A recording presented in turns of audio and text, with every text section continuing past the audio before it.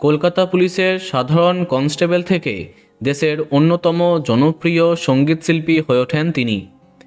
2007-এ Indian আইডলের তৃতীয় season জিতে ঘরে ঘরে জনপ্রিয় হয়ে ওঠেন দার্জিলিংয়ের জনপ্রিয় গায়ক প্রশান্ত তামাং। গতকাল মাত্র 43 বছর বয়সে রহস্যজনকভাবে মৃত্যু হলো তার।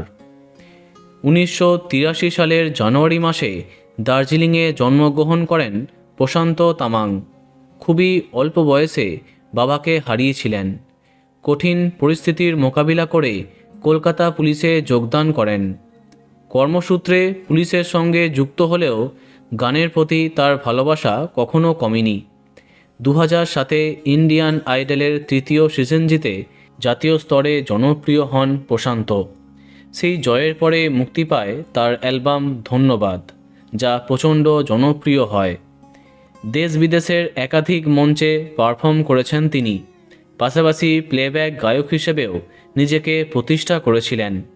সঙ্গীতের পাশাপাশি অভিনয় জগতেও পা দেন তিনি।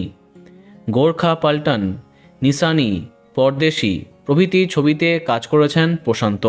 এক কথায় তার জীবন কাহিনী সবাইকে অনুপ্রাণিত করবে। কিন্তু সবকিছু এইভাবে আচমকা শেষ হবে কে জানত। গতকাল নয়াদিল্লিতে নিজের বাড়িতে মাত্র 43 বছর বয়সে সম্ভবত স্ট্রোকে আক্রান্ত হয়ে শেষ নিঃশ্বাস ত্যাগ করলেন জনপ্রিয় গায়ক প্রশান্ত তামাং। এই খবরে বিনোদন দুনিয়াতে নেমে এলো শোকের কালো ছায়া। বন্ধুরা, ভিডিওটি এইটুকুই। বাংলা বিনোদনের অন্যান্য খবর পেতে সাবস্ক্রাইব কারেন্ট বস। ধন্যবাদ।